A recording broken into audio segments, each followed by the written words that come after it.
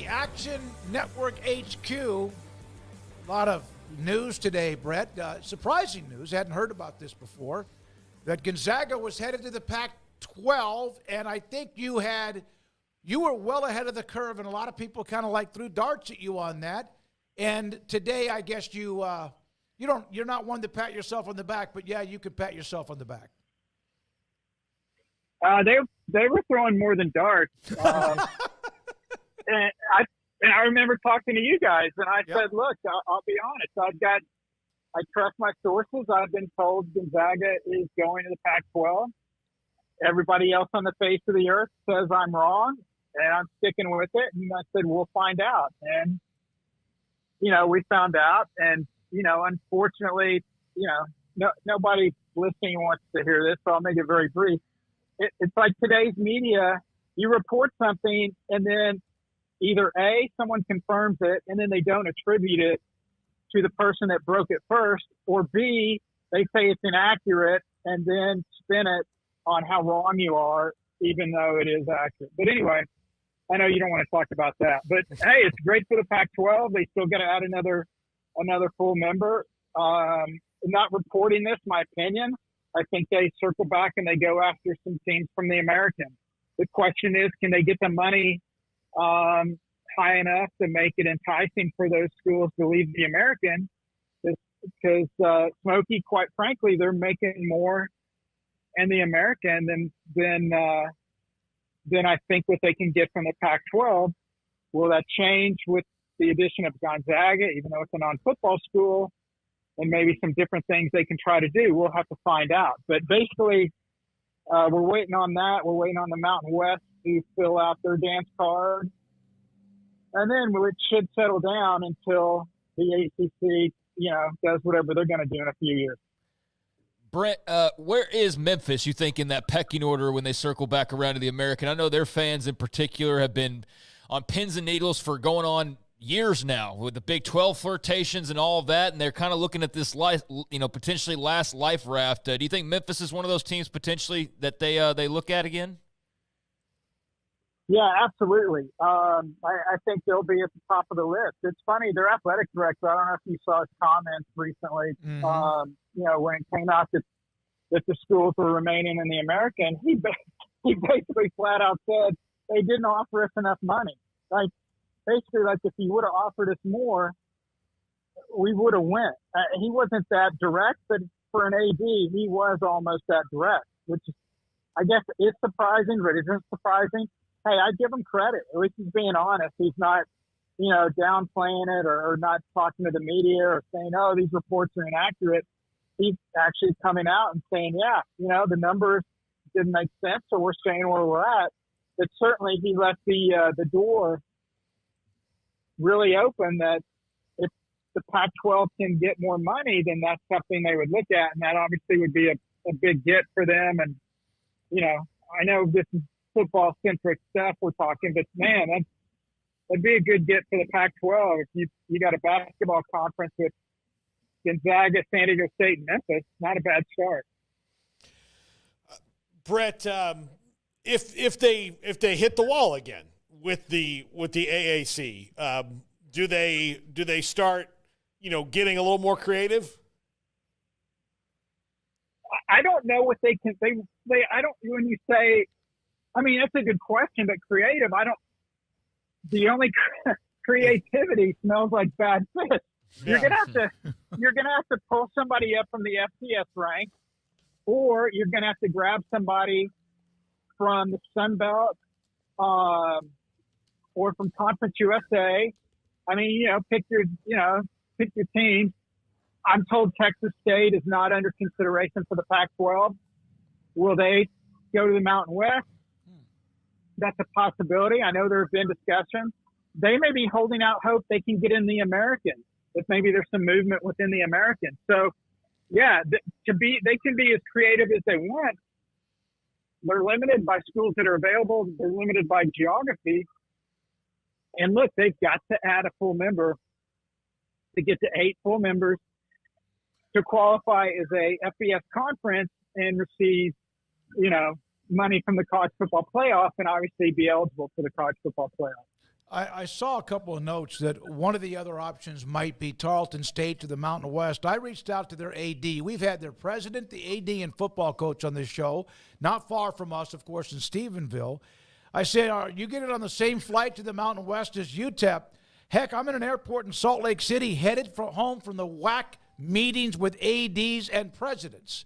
So, Tarleton just got finished with that transition, but I guess they have to hire or they have to add somebody. Or not? Have you heard anything at all about Tarleton State, or is that just kind of out there? No, I saw the report. I think, is it a possibility? Yes. Is it the top of their list? No. I think Texas State is the first choice of the Mountain West. And if they can't get that, then maybe they look to Tarleton State, then they look to, some other FCS schools. I also reported that they talked to NIU and Toledo, but that's for football only. And people are probably wondering why in the world the Mountain West want to add 2 schools from the MAC. Well, what it does actually is it gives you the potential to increase their media rights value, because now the Mountain West would, if they pulled that off, they would be the only conference in America that would have, this is crazy, would have 5 schools. They would have schools in 5 different time zones, the 4 in the continental U.S. and Hawaii. That obviously opens up a lot of potential windows for TV networks. Now, look, they're not going to make anything close to what the Power Leagues make. They're currently making about $5 million right now per school. But if by doing this, by adding a NIU and a Toledo, and then whoever they get for that 8th member, if it's Texas State or whoever it is, and now suddenly the deal is worth $7-8 million per school instead of $5 million, then you make that move. You go that route. So that's kind of, we got to see what's going to happen with that if they're going to do that. But I think before they do anything with the football only members, NIU and Toledo, I think they want to solidify who that 8th full member is for the Mountain West. For the Pac-12, I mean, I was telling a source, I said, look, if I was your commissioner, what I'd do right now is I would add Gonzaga. This is last week. I said I would go ahead and make it official, add Gonzaga, because now when you go recruit potential teams, football schools to come on board, you can say, hey, part of your deal is first 2 years you're in our conference, Gonzaga will play in your basketball gym, to have a team of Gonzaga's reputation and brand coming into, these non-power school gyms. That's a big deal. So, it's a great move by the Pac-12. And then but how creative they can get if they can't get one of these teams from the American. Yeah, that will be fascinating to see. So who feels better about who they're going to add right now, the Mountain West or the Pac-12? I mean, both. It's like, guys, you've heard this.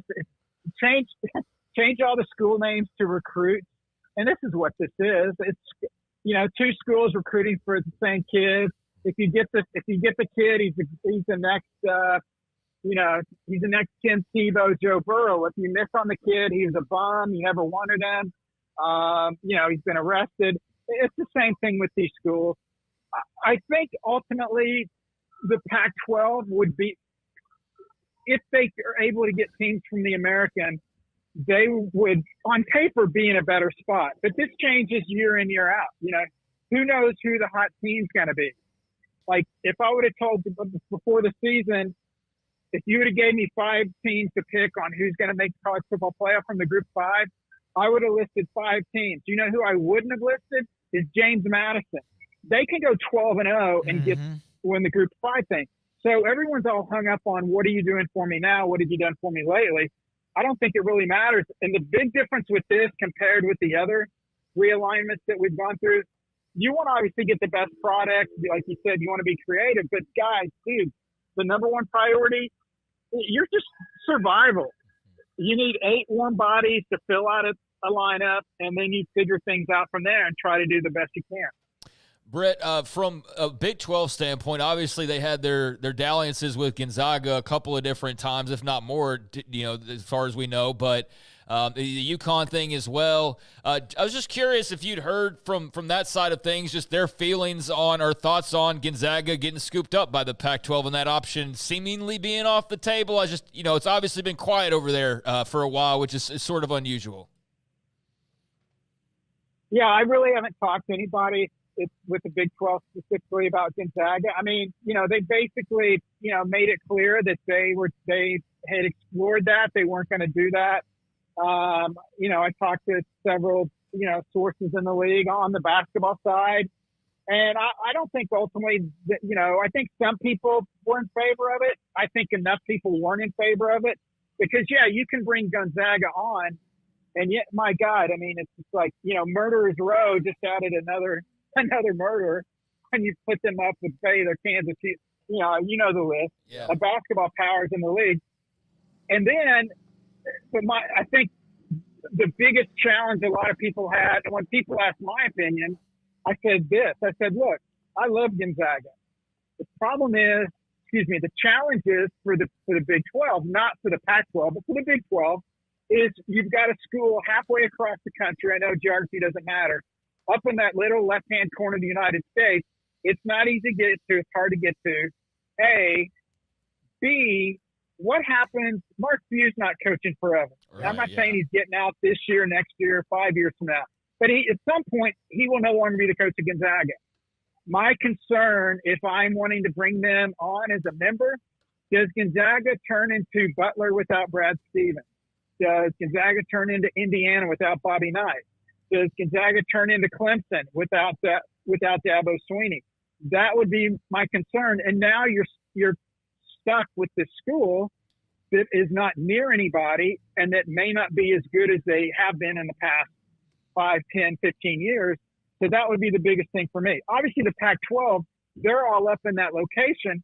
That's not as big a deal for them because it makes sense geography-wise. So, yeah, I don't think the Big 12 is like, oh, no, we can't get him now.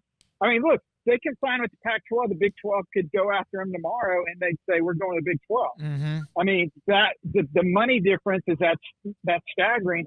They would do it, but ultimately, the Big 12 decided, and correctly, I believe, that, Gonzaga just isn't what the Big 12 needs right now. Heck, 5 years from now, who knows what college athletics will look like. Maybe they may turn around and go back at him. If the Big 12 wanted Gonzaga, they could have him. They don't want him right now. Will it always be that way? I can't predict that. But right now, I don't think it's like the Big 12 is like, oh, man, we lost Gonzaga. If they wanted Gonzaga, they would have already had him. If they wanted UConn, they would already have him. They do not want him right now. Will that change in today's landscape? Who knows? But right now, I don't think there's really any tears flowing down the Big 12 face. Brett, last thing for you, and we appreciate it. I know your phone's blowing up. Is the Big Ten's announcement about the onside kick with Minnesota and Michigan, where they changed the rule, but they did not admit there was a mistake. Why? And there have been some officiating crews who have been reprimanded, but it's just like, and I get it, it's a hard job, but why can't college football get to a point where they're more transparent when there's a mistake made rather than released in a statement? I give up. Why? I don't know. I mean, is that the most frustrating thing? Like literally, and I don't want to rail on it, officials, but okay, I'll rail on officials.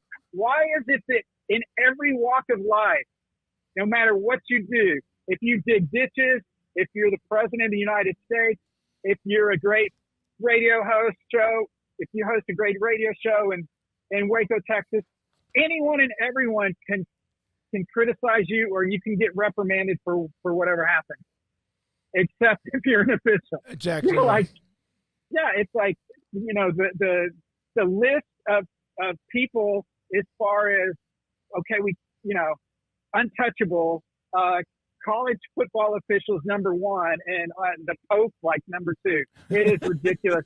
I was hoping you were going to tell me the answer because I've yet to hear what it is. No, it drives me nuts. At least really the does. NFL guys have to walk into a room. Now it's only one reporter, but at least they have to talk to a reporter and not- answer. Sure, Yeah. Exactly. Yeah, and also, by the way, those guys get reprimanded. They get, they don't work the Super Bowl, different things. It's just, look, it's a hard job, but look, we've got replay now. We're paying players millions of dollars. We can't figure out to do a replay to see if somebody is crossed. We can see if a guy's foot's in bounds. Why can't we see if he's crossed the line on a kickoff?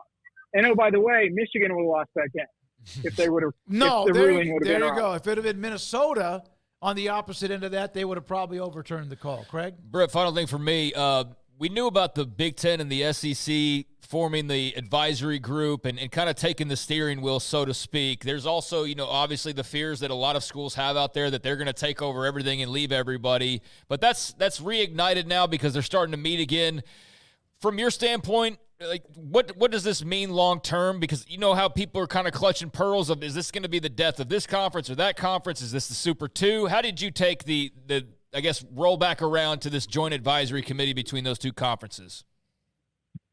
Yeah, I don't think it really changes anything. I mean, I think it still can happen. I think ultimately the Big Ten and SEC, if they get to the point, they can say we're going to take our ball and go home, and we're going to create our own playoff with only the teams in our two conferences.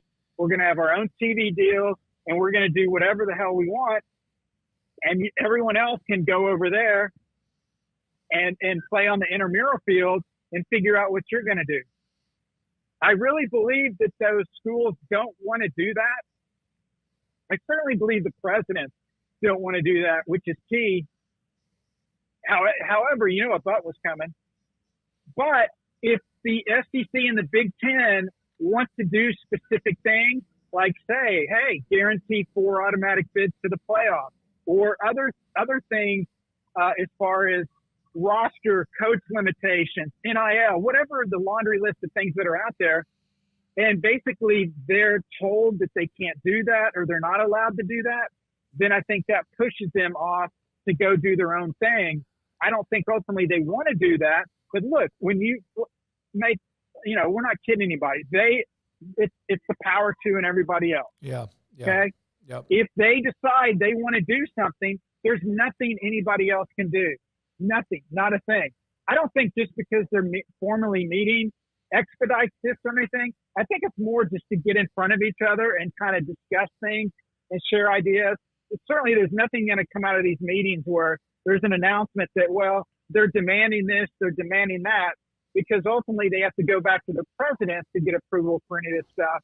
But I think it's just better than doing Zooms and a bunch of text chains about a lot of, important topics. But yeah, if you're not part of the Big Ten or the SEC, it's a scary time right now. But that's why keep in mind the 2026 playoff. We do not know the format yet. We don't know how that's going to play out. That won't be determined until after the season.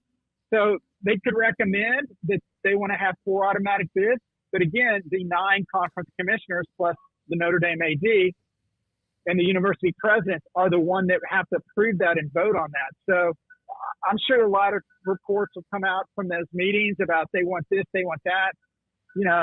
I want to get paid twice as much money as I'm making now, but that doesn't mean I'm going to get paid twice as much. So we'll have to see how that plays out. Thank you, man. Great to have you on the show. And when you report something, we know it matters.